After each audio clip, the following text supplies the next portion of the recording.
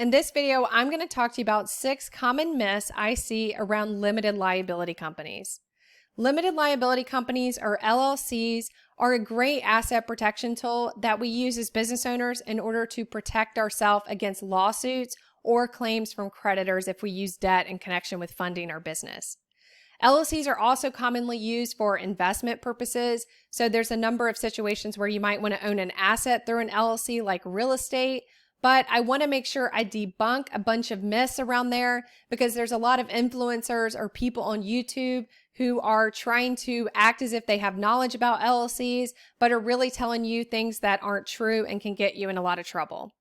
So to start with, I want to make sure you understand that an LLC is a legal concept. So you would think about working with an attorney for an LLC and taking advice from an attorney. You would not want to work with a CPA. An LLC has nothing to do with tax. It really, sometimes we make tax elections with respect to our LLCs to treat them a certain way for tax purposes.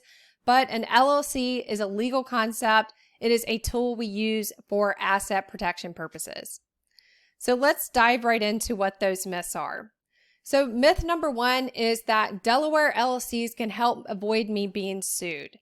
So I actually see attorneys get this wrong a lot. I can't tell you, when I used to do consulting for clients, the number of times that I would see a client that lived in California, New York, New Jersey, for example, have an attorney try to set their business up with a Delaware LLC.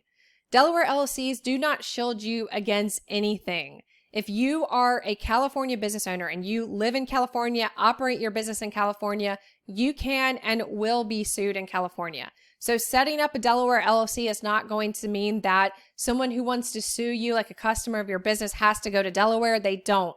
You are doing business in California. You are subject to the jurisdiction of California courts, and anyone in their right mind is going to sue you in California before Delaware because it's always more friendly to plaintiffs. So do not think that setting up a Delaware LLC is going to shield you from any kind of liability or lawsuit. There are a lot of situations where you might see startups, for example, really large companies use Delaware LLCs. That is for a lot of reasons other than what I'm talking about. If you are a small to mid-sized business owner, you should typically set up your LLC in the state where you operate, which is usually where you live. And don't think or let anyone tell you that a Delaware LLC is going to help you avoid being sued. Also, I actually think it's a detrimental to set up a Delaware LLC because you still got to register your LLC in the state where you do business. So for example, if I set up a Delaware LLC for my business, I still have to register in New York State. I can't avoid registering in New York by setting up in another state. So I would question an attorney who tries to tell you to use a Delaware LLC or drafts a document as if it's a Delaware LLC. They probably don't know what they're doing, or you can't trust the advice that you're being given there. So that's myth number 1, and that's a big one I see very commonly in practice. And that's one where even if you're working with an attorney, you need to watch out for that as well.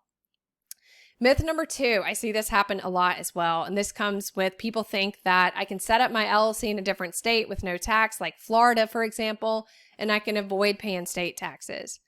The location of your company, where you set up your company, for example, if I set up an LLC in Florida or Texas, tax-friendly states where I don't pay any tax, then that has no bearing on the state where you pay tax. The states where you pay tax are the states where you do business. So if I set up a Florida LLC, I do business obviously in New York because that's where I am. That's where I am at the time of recording this video. So I cannot avoid paying state tax in New York by having a Florida LLC. In a lot of cases, it's actually going to work the reverse because every state has an LLC fee. Those fees are very low, but you're going to have to pay that LLC fee in the state where you set it up, and you're going to have to pay it in the state where you do business. So you're actually not only not getting any tax planning, you're actually resulting in more cost and headache for yourself. So do not listen to anyone when they do this. I think most CPAs actually know this. I don't think, this is a pretty basic concept that you pay tax in states where you do business, but I still see some people try to accomplish, and fraud. I see promoters out there promoting this type of thing. This does not work. If it did work, I can promise you I wouldn't have a job because everybody would just have Florida LLCs. Myth number 3, this one drives me the most crazy and I think it's the most dangerous, is that you can just use some online service like LegalZoom, InkFile to set up your LLC. Please, please, please do not do that. Listen to the end of this video because it might be that you don't need an LLC in the first place, but please do not use LegalZoom or InkFile. You are throwing that money away. I can tell you that I have never seen an LLC set up through those services where that LLC would have ever worked. So if you set up an LLC, that LLC is only as good as if it can stand up to a court attack. So if I set up an LLC, then if someone sues me in New York, that doesn't mean I'm off the hook. If I don't operate my LLC properly, if I didn't set it up properly, if I don't have the right language in my operating agreement, and don't have meeting minutes and that type of thing, then the court can ignore my LLC. This happens all the time, more often than not. You would be shocked if you knew the statistics of LLCs that don't hold up in a court challenge. They more often than not don't. And I can promise you that if you're using legal, like LegalZoom or InkFile or anything like that, or listening to someone on YouTube who is telling you to use that, then I can guarantee you there's a high chance your LLC is worthless to you and you just wasted the time and money to set it up.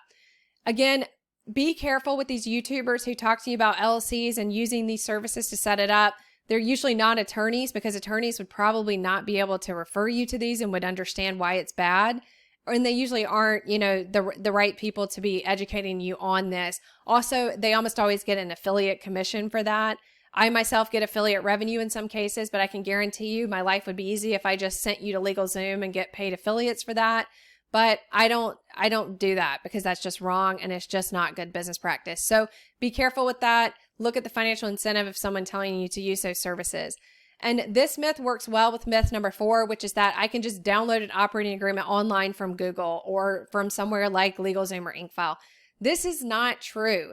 Every operating agreement is not the same. I actually see, and I'm in some pretty sophisticated investor groups where I see what people say in the comments made on this type of stuff. And the other day I saw somebody say, you just need to download something from Google, a template to satisfy and make your CPA happy.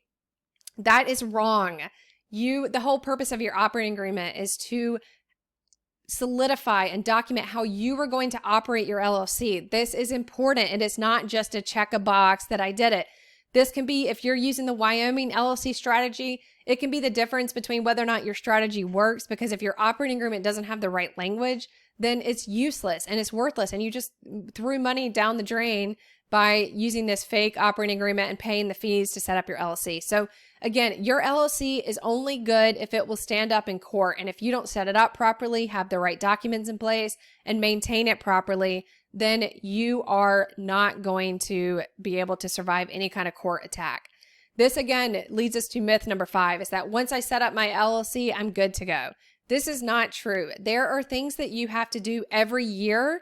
There are things that you need to put in place for your LLC. There are ongoing maintenance requirements for your LLC. There are, ways you have to operate your LLC and your bank account for that LLC that are going to be critical to whether or not it would survive in court. So if you are someone who's thinking about setting up an LLC, check out my LLC maintenance and setup video where I walk you through the types of things that you need to make sure you have in place when you set it up, and the types of things you need to think about doing on an annual basis to make sure your LLC is still good to go. Because once you set it up, that is not even half the work. It's about maintaining your LLC each year.